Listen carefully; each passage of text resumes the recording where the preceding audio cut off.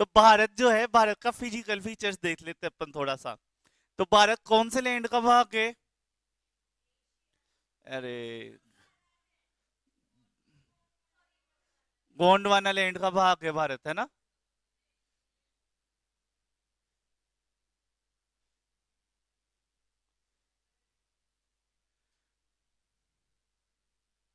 अब ये बना लेना, भारत ऐसा बनता है मेरे पास तो, है ना। इस भारत में उत्तर में कौन सी रेंज है?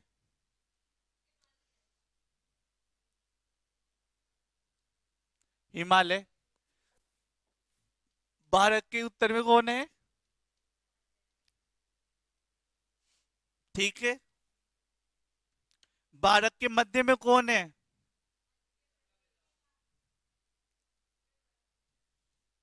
और ये मैदान किन से बना हुआ है?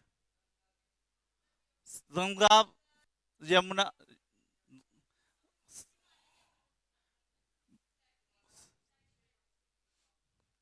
सिंधु, गंगा और ब्रह्मपुत्र नदियों के अवसादों से बना हुआ है। और ये अवसाद कहाँ से आए हैं? हिमालय से आए हैं। ये बात आपकी सही है। अपर्दन होने से अवसादी चट्टाने हैं, है ना, परत दर परत जमी है। और कौन से समय में बनी थी? क्वार्टरनरी क्रम की चट्टाने बोलते हैं ना इनको। कौन सी क्रम में? क्वार्टरनरी, है ना। तो सबसे नई चट्टाने हैं क्वार्टरनरी। तो भारत में आप कंफ्यूज हो जाते हो, नवीन पर्वत श्रृंखला हिमालय। तो हिमालय नया है, मैदान नए हैं? हिमालय को कौन बता रहा है नया? कोई नहीं बता रहा नया। तो सबसे नया कौन है? मैदान। क्योंकि पहले हिमालय बना, फिर हिमालय के कटने से, अपरदन से कौन बना? मैदान। तो सबसे नए कौन है? मैदान नए हैं भारत में, ठीक है। जो क्वार्टरनरी क्रम में बोलते हैं इनको। टर्शरी में बने हैं, क्वार्टरनरी से बनते आ रहे हैं। प्लिस्टोसिन में बने हैं, खादर बांगर, है ना। हाँ। हाँ, तो इसीलिए तो है। टर्शरी में तो हिमालय बना था, फिर टर्शरी के लास्ट से मैदान बनने लगे, है ना। टर्शरी में तो हिमालय बना था। हाँ, तो लास्ट वाले में मैदान बनना प्रारंभ हुए थे। हम्म। हाँ, ज्यादातर हिस्सा कब बना? देखिए ना, है ना। ज्यादातर हिस्सा कब बना? क्वार्टरनरी क्रम में बना था, है ना। तब हम इसे क्वार्टरनरी क्रम की चट्टाने बोलते हैं। बाकी हमने डेविस के सिद्धांत से चलोगे, तो डेविस क्या बोलता है, जब इस तालाकृति पूरी तरह से बन जाती है, उसके बाद में अपर्दन चालू होता है, तो फिर क्वार्टरनरी सही होगा, है ना। क्योंकि टर्सरी में तो हिमालय बन रहा था पूरी में। और अगर पैंक वाले सिद्धांत से चलोगे, तो पैंक क्या बोलता है, जैसे ही उत्थान प्रारंभ हुआ वैसे ही अपर्दन प्रारंभ हो जाता है। तो टर्सरी से ही आपका क्या है, अपर्दन भी प्रारंभ हो गया और मैदान का निर्माण भी प्रारंभ हो गया था। लेकिन प्रभुत्वता कौन से समय में मिलती है? क्वार्टरनरी में मिलती है, ठीक है। फिर उन मैदानों के नीचे आपका साइड में एक पर्वतमाला मिलती है, जो आर्किन क्रम की पर्वतमाला इसे बोलते हैं। सबसे पुरानी पर्वतमाला है, जिसे अवशिष्ट पर्वतमाला भी बोलते हैं। क्या नाम है उसका? अरावली, है ना। क्या नाम है उसका? अरावली। विंध्यन बता रही है? नहीं, सुना ही तो मुझे ऐसे ही दिया था। जो कहाँ पे स्थित है? अरावली पर्वतमाला स्थित है, ठीक है। ये भारत की सबसे पुरानी पर्वतमाला है। अवशिष्ट पर्वतमाला भी बोलते हैं। क्या ये वलित पर्वतमाला है? हाँ, वलित पर्वतमाला है। लेकिन आज ये धीरे धीरे क्या हो गई? नष्ट हो गई, है ना। अवशिष्ट अवस्था में वो मिलती है। वलित है तो क्या ये अवसादी चट्टानों से बनी हुई है? सारी वलित पर्वतमाला अवसादों से ही बनी है। और अवसाद कौन सी है? अवसादी चट्टानों से ना, कटने से परत। हाँ, टैटिस आदर्श नहीं है ये। किससे? अरावली में 33 से अवशेष मिलते हैं। तो हिमालय में मिलते हैं। हाँ, मैं अरावली की बात कर रहा हूँ। अरावली 33 सागर के अवसादों से नहीं बनी हुई है। हाँ, अरावली तो बहुत पहले बन चुकी। प्री कैम्बियन में बनती है, आर्कियन की चट्टानों से बनी हुई है। आर्कियन कुक की बातें कर लो सारे, है ना। हाँ, आर्कियन की चट्टानों से बनी हुई है। जब पहली बार पृथ्वी ठंडा हुई, ठंडा होने से जो चट्टानें बनी, उन चट्टानों के टूटने से परत दर परत अवसाद जाके जमा हुए, और उन अवसादों से आपकी कौन बनी? अरावली पर्वतमाला बनी। समझ गए? तो अरावली पर्वतमाला वो चट्टान है जो पृथ्वी की प्रारंभिक अवसादी चट्टानों से बनी हुई है, और आज ये अपनी पूर्ण अवस्था में नहीं है, क्योंकि ऐसा माना जाता है कि जब अरावली पर्वतमाला अपनी युवावस्था में थी, तब वह हिमालय से भी ऊंची थी। और आज तो अपन चढ़ के आ जाते हैं एक दिन में, तो अरावली पे चढ़े, है ना। तो ये समझ गए बात। अरावली अवशिष्ट अवस्था में देखने को मिलती है, और भारत के पूरे जलवायु तंत्र को भी प्रभावित करती है। विश्व की सबसे पुरानी, सही है। फिर इससे नीचे आते हैं अपन, तो हमें मध्य उच्च भूमि मिलती है, और उस मध्य उच्च भूमि में हमें बहुत सारे पठारों की एक श्रृंखला मिलती है।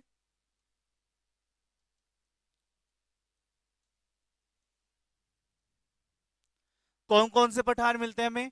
यहाँ पे मालवा का पठार मिलता है, मेवाड़ का पठार मिलता है, बघेलखंड का पठार मिलता है, बुंदेलखंड का पठार मिलता है, दंड छोटा नागपुर का पठार मिलता है, और दंडकारण्य का पठार भी हमें देखने को मिलता है। तो ये सारे पठार हमें एक श्रृंखला में देखने को मिलते हैं, जिसे अपन मध्य उच्च भूमि के नाम से जानते हैं। इन पठारों की श्रृंखला के बाद ही हमें एक और पर्वत श्रृंखला यहाँ पे देखने को मिलती है, जिसे अपन किस नाम से जानते हैं? राजमहल की पहाड़ी के नाम से जानते हैं, जहां से गंगा नदी में वापस से ढलान पुनर्यौवन प्रारंभ होता है। राजमहल की पहाड़ी से और यहाँ पे गारो खेस काशी जयंतिया की पहाड़ियों तक बीच में एक गैप पाया जाता है, जिसे अपन किस नाम से जानते हैं? मालदा गैप। और इस मालदा गैप में ही आपके सुंदरबन का डेल्टा स्थित। समझ गए? सुंदरबन का डेल्टा यहीं पे आता है ना बीच में, गंगा और ब्रह्मपुत्र का डेल्टा, वो आपके कहां पे मिलता है? इस मालदा गेप में ही देखने को मिलता है। तो ये गारो खासी जयंतिया पहाड़ियां हैं, वो प्रायद्वीपीय पठार, इस छोटा नागपुर पठार का ही हिस्सा है। लेकिन ये यहाँ से भूमि धंस गई, तो यहाँ से आपको नदी बहने लग गई, और यहाँ पे डेल्टा बना दिया। तो गारो खासी जयंतिया पहाड़ियां है तो पूर्वोत्तर में, लेकिन भाग किसका है? छोटा नागपुर पठार का ही भाग है। ठीक है। फिर इसके बाद में मिकिर रेंगमा पहाड़ियां आती है, पूर्वोत्तर की पहाड़ियां देखने को मिलती है। यहाँ पे कौन सी पहाड़ी मिलती है? पटकोईबुम। फिर उसके बाद में नागा पहाड़ियां, यहाँ पे ब्लू पहाड़ियां, है ना। मिशिमी पहाड़ियां, मिजो पहाड़ियां, त्रिपुरा पहाड़ियां, ब्लू माउंटेन, है ना। और यहाँ पे मिकिर और रेंगमा पहाड़ियां, जो कौन सा पठार है? कार्बी एलोंग वाला पठार बोलते हैं, है ना। शिलोंग पठार में 3 पहाड़ियां आती है, कौन सी? गारो खासी जयंतिया। और कार्बी एलोंग पठार में 2 पहाड़ियां आती है, कौन सी? रेंगमा और मिकिर पहाड़ी। चलो इसको लिखूं क्या यहाँ पे? चलो लिख देता हूं। ये आपकी कौन सी पहाड़ी है? राजमहल की पहाड़ी है। और इस राजमहल की पहाड़ी के बीच में ये गैप बन रहा है, जिसे अपन किस नाम से जानते हैं? मालदा गैप। इनको और भी डिटेल में पढ़ेंगे अपन, है ना। जहां पे आपका कौन सा डेल्टा बन रहा है? सुंदरबन डेल्टा बन रहा है आपको। फिर आपके यहां पे आता है एक पठार, इस पठार को अपन बोलते हैं क्या? मेघालय का पठार, जिसे अपन शिलोंग का पठार भी बोलते हैं। और ये पहाड़ियां मैं यहाँ पे बना देता हूँ तीनों, कीपनुमा आकृति में 3 पहाड़ियां, है ना। और ये 3 पहाड़ियों के नाम कौन कौन से है? ये कौन सी हो जाएगी? गारो। फिर ये खासी, और यहाँ पे कौन सी? जयंतिया। ठीक है, नोक्रेक गारो में। फिर यहाँ पे ये 2 पहाड़ियां हैं, और ये 2 पहाड़ियां एक पठार का भाग है, जिसे किस नाम से जानते हैं? कार्बी एलोन पठार। इसमें 2 पहाड़ियां आती है, एक तो कौन सी आती है? मिकिर और दूसरी कौन सी है? रेंगमा पहाड़ी।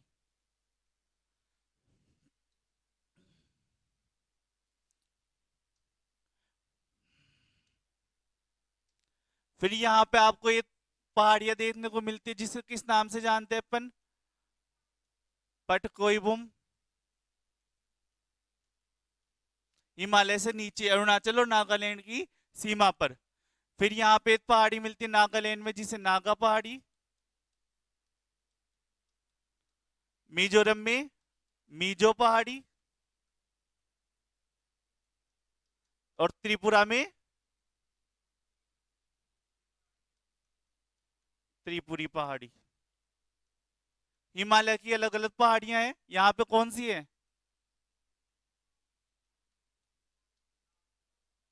नाम चबरवा, है ना, ये हिमालय की आ जाती है। यहीं से तो तीक्ष्ण मोड़ लेता है ना। चलो, तो ये अलग अलग पहाड़ियां आ जाती है। तो इधर वाला हो गया पूरा मैटर। ये मध्यम उच्च भूमि में जो पहाड़ पठार है उनके नाम तो कितने याद रख लेना, अगले वाले में डिटेल से बता देंगे। मध्य उच्च भूमि में कौन कौन से पठार है? इधर से चलोगे, मेवाड़ का पठार, मेघालय मालवा का पठार, फिर उसके बाद में बुंदेलखंड, बघेलखंड, छोटा नागपुर। छोटा नागपुर के नीचे कौन सा? दंडकारण्य का पठार हमें देखने को मिलता है। इसके साथ साथ ही आपको एक पर्वत श्रृंखला देखने को मिलती है जिसका क्या नाम है? विंध्यन पर्वत श्रृंखला। विंध्यन पर्वत श्रृंखला कैसी पर्वत श्रृंखला है? वलित पर्वत श्रृंखला। कौन सी पर्वत श्रृंखला है? वलित पर्वत श्रृंखला है। क्या ये अरावली से पुरानी है या नहीं है? अरावली से थोड़ी सी नई है। विंध्यन क्रम की चट्टानों से बनी हुई है। और यहाँ पे कौन से पत्थर पाए जाते हैं? लाल बलुआ पत्थर आपको देखने को मिलते हैं, है ना। बलुआ पत्थर, ये चूना पत्थर यहाँ पे पाया जाता है ना। चलो, कोई बात नहीं। उसके बाद में आपको एक विशेषता देखने को मिलती है, भ्रंश घाटी देखने को मिलती है, नहीं मिलती है? मिलती है। और उस भ्रंश घाटी में से एक नदी बहती है जिसका क्या नाम है? नर्मदा नदी बहती है। कौन सी नदी बहती है? नर्मदा नदी। नर्मदा नदी की क्या विशेषता है? ये भ्रंश घाटी में बहती है ना, एस्चुरी बनाती है। और ढाल के विपरीत दिशा में बहती है, अध्यारोपित तंत्र का निर्माण करती है ना। ढाल के विपरीत दिशा में बहती है। फिर उसके बाद में आप दूसरी पर्वत श्रृंखला देखते हो जिसका क्या नाम है? सतपुड़ा। यहाँ पे आती है ना। कौन सी पर्वत श्रृंखला है? सतपुड़ा। सतपुड़ा पर्वत श्रृंखला क्या विशेषता है? ब्लॉक पर्वत है ना। नीचे की भूमि, साइड वाली दोनों भूमियां नीचे धंस गई, बीच में ये स्थिर रह गया, तो ऐसा पर्वत कौन सा कहलाता है? ब्लॉक पर्वत कहलाता है। ठीक। तो सतपुड़ा वलित पर्वत नहीं है, ब्लॉक पर्वत है, यानी आसपास की भूमि के नीचे धंसने से ये बना है। ठीक है। सतपुड़ा के दक्षिण में कौन सी नदी बहती है? ताप्ती नदी हमें बहती हुई दिखाई देती है। और सतपुड़ा, और सतपुड़ा गुलाबी पत्थर भी देखने को मिलते, ये हम देख लेंगे। अमरकंटक, धूपगढ़, ये सारी विशेषताएं अपन बाद में जान लेंगे। पहले भारत में कौन कौन से क्षेत्र में क्या क्या फैला है ये देख लेते हैं, ठीक है। फिर उससे बाद में हमें भारत के दक्षिण में चलते हैं अपन। और जब भारत के दक्षिण में जाते हैं तो दक्षिण में क्या क्या मिलता है हमें? दक्षिण में हमें मिलता है पश्चिम की तरफ कौन सा? पश्चिमी घाट। और पूर्व की तरफ अपना पूर्वी घाट हमें देखने को मिलता है। पश्चिमी घाट सतत है, सीधा है। और पूर्वी घाट कैसा है? टूटा हुआ है, भागों में विभाजित है। पश्चिमी घाट कैसा है? पर्वत। कैसा पर्वत है? ब्लॉक पर्वत है, निक्षेपण से बना हुआ है। दोनों पर्वतों की विशेषताओं में अंतर जान लो। यहाँ पे बच्चे कंफ्यूज हो जाएंगे कि सर ब्लॉक पर्वत कैसा होता है और वलित पर्वत कैसा होता है। ये मेरे पास दो भूमि है ना। तो एक, ये दोनों भूमि बराबर थी, एक भूमि नीचे चली गई। अब मैं नीचे से यहाँ पे खड़ा हुआ देखूंगा तो ये तो ऊपर ही है ना, तो ये पर्वत दिखाई दे रहा है। तो ऐसा पर्वत आपको कौन सा कहलाता है? ब्लॉक पर, है ना। समझ गए। लेकिन अगर मेरे पास क्या हो, दो दो क्षेत्र हो, एक चट्टान ये है, एक चट्टान ये है, और बीच वाले भाग पर वजन लगाए और यह भाग क्या हो जाए? उठ जाए, तो यह पर्वत, यह पर्वत बना ना। यह पर्वत कैसा कहलाएगा? वलित पर्वत। समझ गए? तो दोनों की बनने की विशेषताओं में अंतर आपका होता है। एक में भाग नीचे चला जाता है, धंस जाता है, तो ये साइड वाला ऊपर दिखाई देता है, और दूसरे में दोनों तरफ से दबाव लगाया तो नीचे वाला जो भाग था, अवसाद था, वो ऊपर आ जाता है। तो वो कौन सा पर्वत बन जाता है? वलित पर्वत बन जाता है। समझ में आ गया? अब पश्चिमी घाट तो मान लिए कि आपका कैसा पर्वत है? ब्लॉक पर्वत है या उससे बना हुआ है।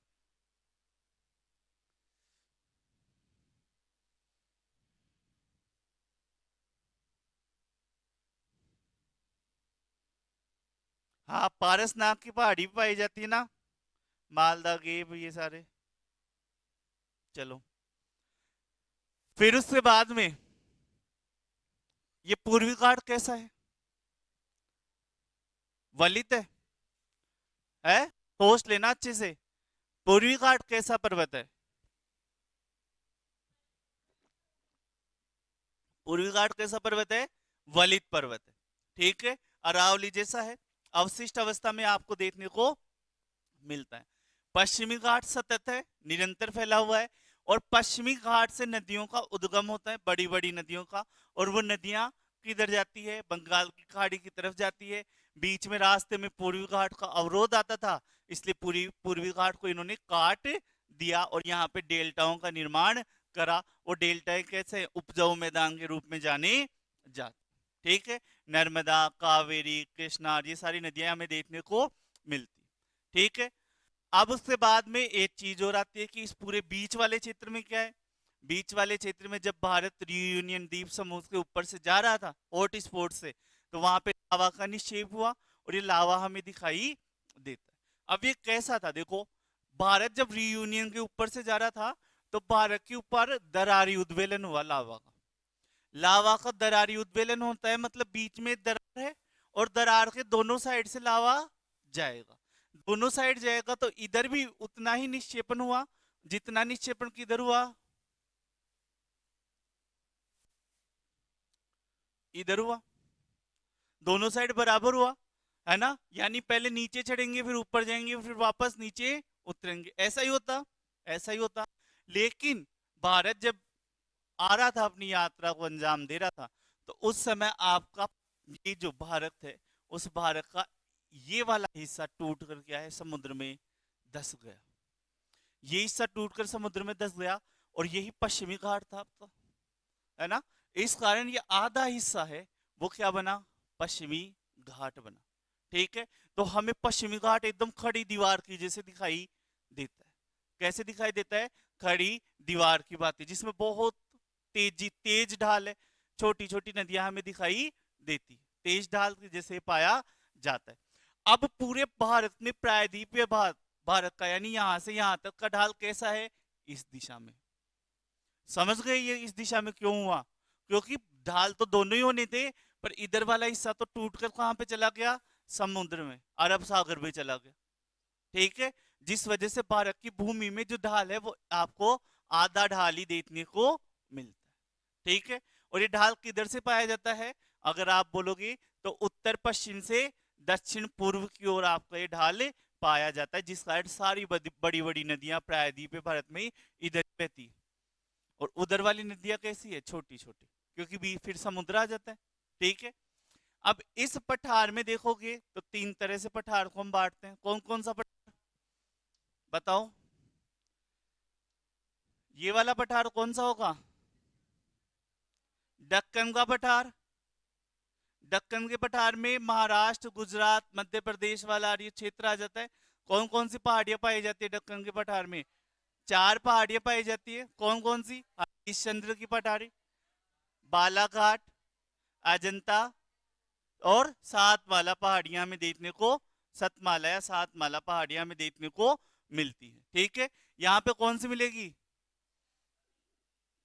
अजंता इधर मिलेगी, बालाघाट मिलेगी, अजंता मिलेगी। यहाँ पे हरिश्चंद्र की पहाड़ियां, नहीं नहीं, नीचे मिलेगी, इधर ही मिलेगी, है ना?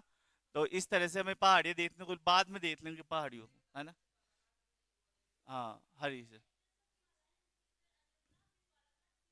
फिर हरिश्चंद्र, है ना? फिर इसके नीचे चलो दिखाई देते हैं, यहाँ पे कौन सी मिलेगी?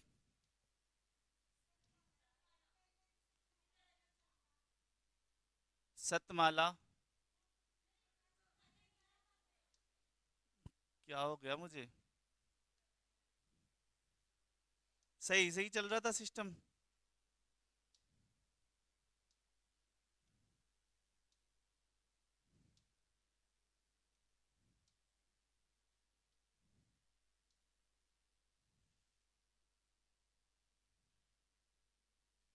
यहाँ पे कौन सी? अजंता। इससे नीचे कौन सी आ जाएगी? बालाघाट। इसके पास हरीशचंद्र। और इधर कौन सी आ जाएगी? यहाँ पे कौन सा, इसके नीचे कौन सा मिलता है आपको? और ये कौन सा पठार है? दक्कन का पठार। इसके नीचे आपको मिलता है कर्नाटक का पठार। जो कर्नाटक का पठार में कौन कौन सी? इधर तो ये आपके बुंदेलखंड वाली वो, सॉरी, बाबा बुदन की पहाड़ी यार, कुद्रेमुख पहाड़ी यार, ये मिलती है। मैसूर का पठार, है ना? एक तो मैसूर का पठार मिलता है और दूसरा बेंगलोर का पठार। दो पठार आपको देखने को मिलते हैं, ठीक है। और फिर यहाँ पे आपको कौन सा मिलता है? तेलंगाना का पठार। और इस तेलंगाना के पठार में दो मिलते हैं, रायलसीमा का पठार और आंध्रा का पठार, है ना? तो ये रायलसीमा वाला नीचे और आंध्रा का पठार आपका आ जाता है ऊपर वाला पठार, कृष्णा नदी से ऊपर। कृष्णा नदी बांटती इनको, है ना? तो बीच में से कृष्णा नदी बहेगी। ये कौन सा? रायलसीमा। और ये आंध्रा का पठार। और इधर कौन सा हो जाएगा? इसको इस तरह से बांटेंगे। ये तो बेंगलोर का पठार। और इधर कौन सा हो जाएगा? मैसूर का पठार। दोनों जहां पे पूर्वी घाट और पश्चिमी घाट, जहां पे दोनों मिलते हैं, उसे अपन किस नाम से जानते हैं? नीलगिरी की पहाड़ियों के नाम से जानते हैं।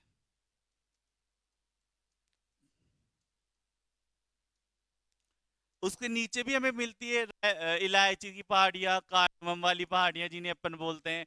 उसके अलावा, है ना, बहुत सारी पहाड़ियां, दो तीन पहाड़ियां में नीचे भी देखने को मिलती है, ठीक है। पर मेजर मेजर चीजें हमारे पास यही आती है ना, पूरे भारत वाले में, है ना? और इन्हीं को अपने को डिटेल से जानना है। फिर इसमें थोड़ा सा अपवाह तंत्र और जोड़ देना है ना? ये मैप अच्छे से याद कर लेना। याद है पुराने स्टूडेंटों को?